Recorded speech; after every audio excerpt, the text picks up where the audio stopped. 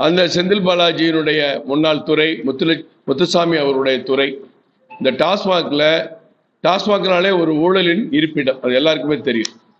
அங்க என்ன சரக்கு வாங்குறாங்க, என்ன விற்கிறாங்கிறது யாருக்குமே தெரியாது.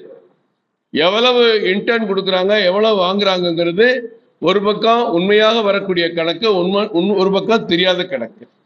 கடைகள் எல்லாம் விற்கிறவங்களுக்கு ஒரு பாட்டிலுக்கு 10 ரூபாங்கிறது தமிழ்நாடு பூரா பிரபலம். பாட்டில் வாங்கி குடிக்கிறவங்க நம்மகிட்ட சொல்லுவாங்க, ஒரு குவார்டர் வாங்கினா 10 ரூபா எக்ஸ்ட்ரா கேட்டு தொலைக்கிறாங்க, என்ன பண்றதுன்னு புலம்புனதை நம்ம எல்லா தொலைக்காட்சியிலையும் பத்திரிகையிலையும் பார்த்துருக்கோம். இது வரைக்கும் அதுக்கு சரியான நிவாரணம் கிடையாது. இன்னும் அது தொடருது.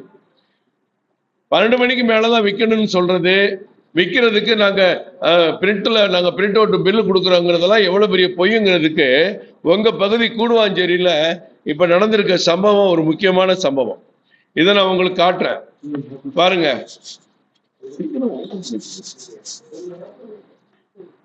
அந்த இந்த இந்த இதுல பாத்தீங்கன்னா காலையில 9:44 எடுக்கப்பட்ட வீடியோ. 9:44 கூடுவாஞ்சேரி காந்தி நகர் 3/27 காந்தி நகர். அந்த கடையினுடைய உள்ள உக்காந்து கேஷை வாங்கிட்டு பில் போடாம சரக்கை எடுத்து கொடுக்கறத இன்னைக்கு நீங்க இந்த டிவியை, இது தமிழ்நாடு பூரா நீங்க தயவு செய்து கொண்டு போகணும்.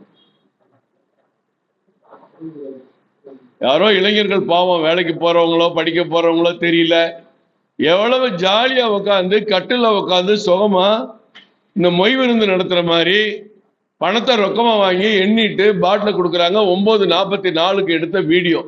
இதுதான் தமிழ்நாடு அரசாங்கத்துடைய லட்சணமா? இதை சட்டப்படி இவங்க கடைபிடிக்கிறாங்களா? இது எவ்வளவு பெரிய அநியாயம், அராஜகம். இதைத்தான் எங்க தலைவர் தட்டி கேட்கிறார்.